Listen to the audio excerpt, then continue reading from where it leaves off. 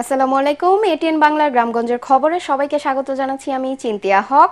শুরুতেই বিআরবি কেবল সংবাদ শিরোনাম। গাজায় গণহত্যার প্রতিবাদে ও ফিলিস্তিনিদের প্রতি সংহতি জানিয়ে দেশের বিভিন্ন স্থানে বিক্ষোভ, নৃশংসতা বন্ধে জাতিসংঘকে জোরালো পদক্ষেপ নেওয়ার আহ্বান। ট্রান্সশিপমেন্ট সুবিধা বাতিল করায় পণ্য রফতানিতে নেতিবাচক প্রভাবের আশঙ্কা ব্যবসায়ীদের, আলোচনার মাধ্যমে দ্রুত সমস্যা সমাধানের আহ্বান। এবং বৈশাখী উৎসবকে ঘিরে রঙিন হয়ে উঠেছে সবুজ পাহাড়, পাড়ায় পাড়ায় চলছে ঐতিহ্যবাহী খেলা ও নানান সাংস্কৃতিক আয়োজন। শুনছিলেন বিআরবি কেবল সংবাদ শিরোনাম, এবার বিস্তারিত সংবাদ।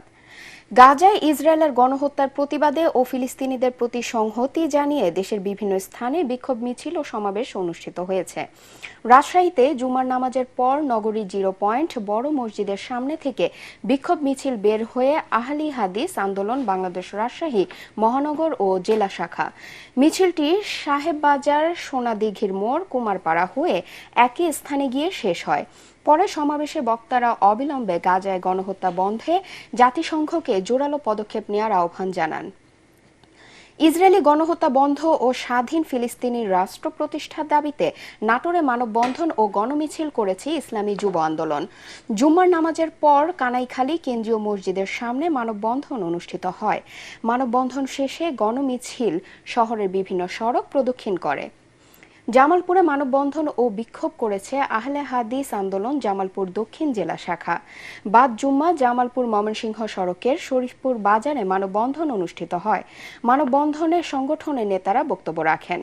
নওগাঁয় মানববন্ধন করেছে সামাজিক সাংস্কৃতিক সংগঠন ২১শে পরিষদ। সকালে শহরের মুক্তির মোড় নওজোয়ান মাঠের সামনে এ মানববন্ধন অনুষ্ঠিত হয়। মানববন্ধনের সংগঠনটির সভাপতি অ্যাডভোকেট ডিএম আব্দুল বারী, সাধারণ সম্পাদক এম রাসেল ও নওগাঁ জেলা প্রেস ক্লাবের সভাপতি রায়হান আলম সহ অন্যান্যরা বক্তব্য রাখেন। বক্তারা অবিলম্বে গাজায় গণহত্যা বন্ধের দাবি জানিয়ে এ বিষয়ে বিশ্বের সব দেশকে ঐক্যবদ্ধ হওয়ার আহ্বান জানান।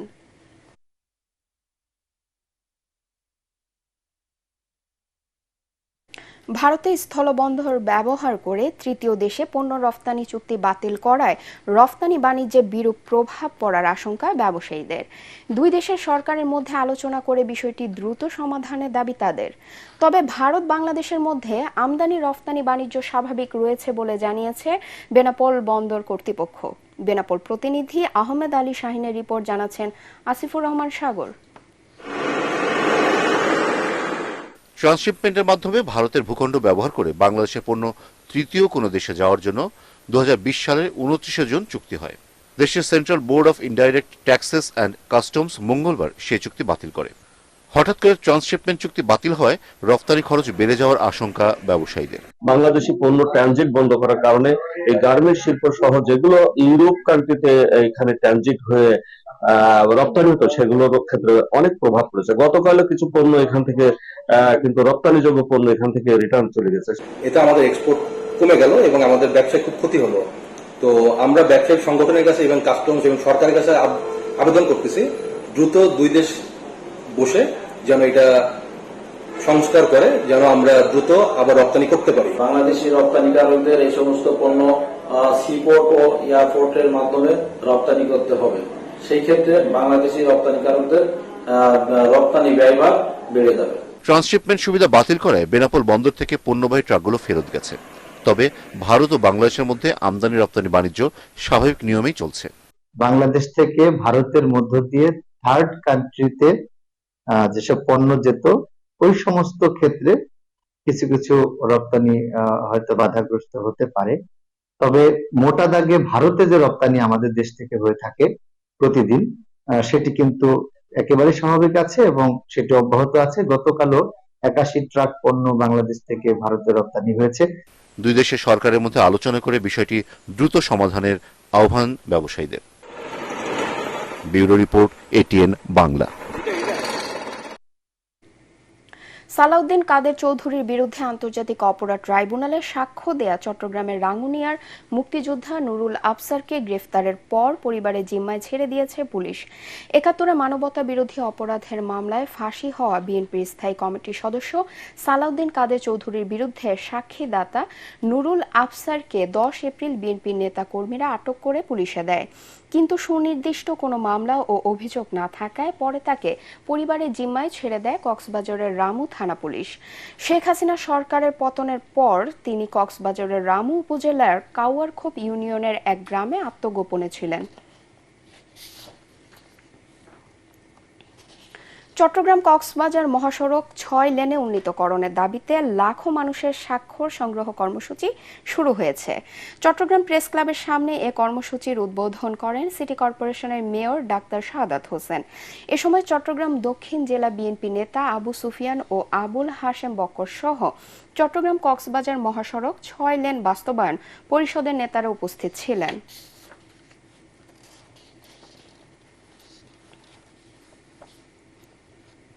টাকা আয়ের জন্য সাভারের সন্তানদের উপর নির্যাতন চালিয়ে ভিডিও বানানোর অভিযোগে ক্রিম আপা খ্যাত কন্টেন্ট ক্রিয়েটর শারমিন শিলাকে গ্রেফতার করেছে পুলিশ।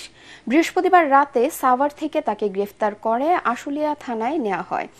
এর আগে ৯ এপ্রিল আশুলিয়া থানায় তার বিরুদ্ধে একটি মামলা করেন সাভার উপজেলা মহিলা বিষয়ক কর্মকর্তা কাজী ইসরাত জামান। মামলা সূত্রে জানা যায়, বিউটিশিয়ান শারমিন শিলা সামাজিক যোগাযোগ মাধ্যমে ক্রিম আপা নামে পরিচিত। তিনি মেকআপের বিভিন্ন রকম ক্রিম তৈরি করে বিক্রি করেন। তিনি তার ছেলে ও মেয়েকে নিয়ে ভিডিও তৈরি করে ফেসবুক সহ বিভিন্ন প্ল্যাটফর্মে পোস্ট দেন। গত ৩ মার্চ বিকেলে তার ফেসবুক আইডি থেকে সামাজিক যোগাযোগ মাধ্যমে একটি ভিডিও ভাইরাল হয়, যেখানে দেখা যায় শারমিন শিলা তার মেয়ে জিমকে জোরপূর্বক এক হাত দিয়ে চাপ দিয়ে মুখ হাঁ করিয়ে অন্য হাতে মুখের ভেতর কেক জাতীয় খাবার দিচ্ছে। মেয়ে তা খেতে চাচ্ছিল না, তারপরও জোর করে তা খাওয়ানো হচ্ছে। এরপর বিভিন্ন সামাজিক মাধ্যমে বিষয়টি নিয়ে নিন্দা, ক্ষোভ ও সমালোচনার ঝড় উঠে।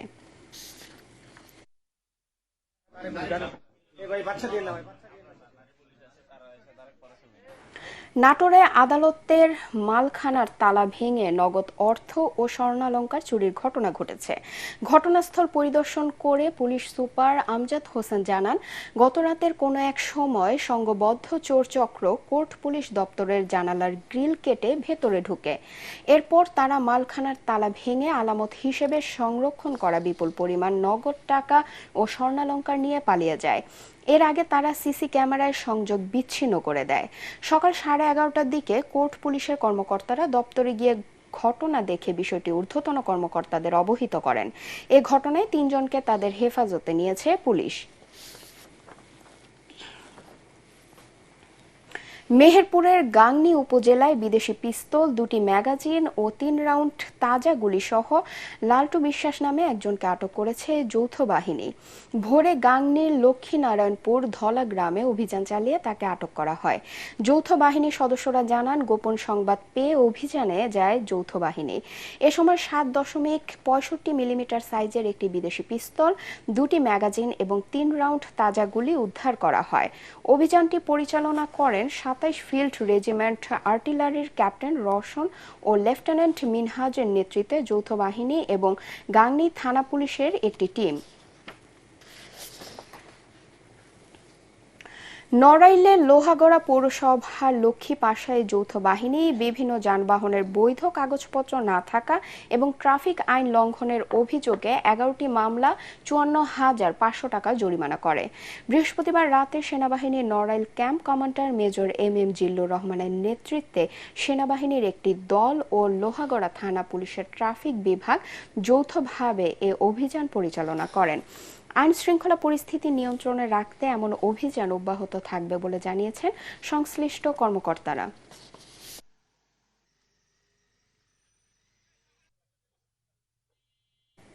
মাদারীপুরের কালকিনিতে পুলিশের হাতে আটক উপজেলার শীর্ষ মাদক কারবারি আলামিন সর্দারকে হাতকড়া অবস্থায় ছিনিয়ে নেওয়ার অভিযোগ উঠেছে তার সহযোগীদের বিরুদ্ধে। এ সময় হামলায় 5 জন পুলিশ সদস্য আহত হয়। গতকাল সন্ধ্যায় পৌরসভার বড় বধিচ এলাকার মাছ বাজারে ঘটনা ঘটে। এর আগে কালকিনি থানার এসআই আবুল বাশারের নেতৃত্বে ইয়াবাসহ আটক করা হয় আলামিনকে। হামলাকারীদের ধরতে যৌথ বাহিনীর অভিযান অব্যাহত রয়েছে। পাহাড়িদের প্রাণের উৎসব বৈশাখীকে ঘিরে চলছে ব্যাপক প্রস্তুতি। সবুজ পাহাড় বর্ষবরণের রঙে রঙিন হয়ে উঠেছে। পার্বত্য 3 জেলার ক্ষুদ্র নৃগোষ্ঠীর মানুষের প্রধানতম সামাজিক, সাংস্কৃতিক ও ধর্মীয় উৎসব এই বৈশাখী। কাল শনিবার শুরু হয়ে চলবে 16 এপ্রিল পর্যন্ত। চাকমাদের ফুল বিজুর মধ্য দিয়ে প্রাণের এই উৎসবের সূচনা হয়। তবে তার আগেই পাহাড়ের পাড়াপল্লীতে উৎসবের আমেজ ছড়িয়ে পড়েছে। খাগড়াছড়ির প্রতিনিধি আবু দাউদের রিপোর্ট, জানাচ্ছেন আশিকুর রহমান। প্রতি বছরের মতো এবারও 3 পার্বত্য জেলায় ছড়িয়ে পড়েছে পাহাড়িদের বর্ষবরণের প্রাণের উৎসব বৈশাখীর আমেজ। চৈত্র সংক্রান্তির শেষ 2 দিন ও বাংলা বর্ষের প্রথম দিন, এই 3 দিন চাকমা সম্প্রদায় বিজু উৎসব পালন করে। একই সময় হয় ত্রিপুরাদের বৈশ উৎসব। এছাড়া চৈত্র সংক্রান্তির দিন থেকে শুরু হয় মারমাদের সাংরাই উৎসব। শনিবার ফুল বিজুতে চাকমাদের নদীতে ফুল ভাসানো, সাংরাইয়ে মারমাদের পানি উৎসব এবং ত্রিপুরাদের বৈশুতে গড় আর নৃত্যের মাধ্যমে শুরু হবে বৈশাখী। এখানে আমরা আত্মীয় স্বজন মিলিত হয়ে, বন্ধু বান্ধব মিলিত হয়ে আমরা বিজুতে সবাই উৎসবে মেতে উঠি। প্রত্যেকটি গ্রামে বিজু অনুষ্ঠান চলতেছে, খেলা চলতেছে। আবার আমাদের খাগড়াছড়ির অনেক জায়গায় বিজু মেলাও পড়েছে। আর এই দিনে আমরা অনেকজনের সাথে পানি খেলা খেলি এবং অনেক আনন্দ করি। আমাদের অনেক ভালোই লাগে, কারণ এটা আমাদের ধর্মীয় ঐতিহ্যবাহী একটা গড়ের নৃত্য, হচ্ছে আমাদের ধর্মীয় ঐতিহ্যবাহী একটা নাচ। উৎসবকে ঘিরে খাগড়াছড়ির পাড়ায় পাড়ায় চলছে খিল খেলা, নাদেং খেলা, বাঁশ খরম দৌড় সহ নেওয়া হয়েছে নানা উদ্যোগ। আয়োজকরা জানান, ঐতিহ্যবাহী খেলাগুলো যাতে হারিয়ে না যায় সে উদ্দেশ্যেই নতুন প্রজন্মের কাছে তুলে ধরতে এসব আয়োজন। এটা হচ্ছে আমাদের সংগ্রহ উপলক্ষে পানি খেলার জন্য এটা হচ্ছে সাজানো হচ্ছে সুন্দর করে। প্রতি বছরের না জাঁকজমকপূর্ণ যেভাবে হয় সেভাবে করার আমরা প্রস্তুতি নিচ্ছি। আপনারা ইতিমধ্যে দেখতে পাচ্ছেন আমাদের মঞ্চ অলরেডি কাজ শুরু চলতেছে। বৈশাখীকে শান্তিপূর্ণ করতে নিরাপত্তা ব্যবস্থা জোরদার করেছে আইন শৃঙ্খলা বাহিনী। এই উৎসব উপলক্ষে সারা বাংলাদেশ থেকে বিভিন্ন ধরনের পর্যটক আসবে, ইভেন বিদেশি পর্যটক আসবে এই উৎসব দেখার জন্য। তো সেক্ষেত্রে আমরা টুরিস্টদের নিরাপত্তার বিষয়টি মাথায় রাখছি, পাশাপাশি এই অনুষ্ঠানে যেখানে যেখানে হয় আমরা সর্বোচ্চ নিরাপত্তা নিশ্চিত করব। বৈশাখী উৎসবকে ঘিরে পাহাড়ের মানুষের বন্ধন দৃঢ় হবে, এমনটাই প্রত্যাশা এই অঞ্চলের বাসিন্দাদের। Bureau report, ATN Bangla. Gaibandha জেলা স্টেডিয়ামে শুরু হয়েছে independence cup T20 cricket tournament. উদ্বোধন করেন জেলা প্রশাসক ও জেলা ক্রীড়া সংস্থার অ্যাডহক কমিটির আহ্বায়ক চৌধুরী মোয়াজ্জেম আহমদ। জেলা প্রশাসনের আয়োজনে ও জেলা ক্রীড়া সংস্থার ব্যবস্থাপনায় ক্রিকেট টুর্নামেন্টে ঢাকা, রাজশাহী ও স্বাগতিক গাইবান্ধা সহ দেশের বিভিন্ন জেলার 16টি দল অংশ নিচ্ছে। 20 এপ্রিল টুর্নামেন্টের ফাইনাল অনুষ্ঠিত হবে।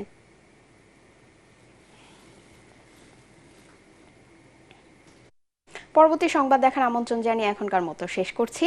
এটিএন বাংলা সংবাদ ইউটিউবে দেখতে ব্রাউজ করুন, youtube/ATN Bangla News। ধন্যবাদ সবাইকে।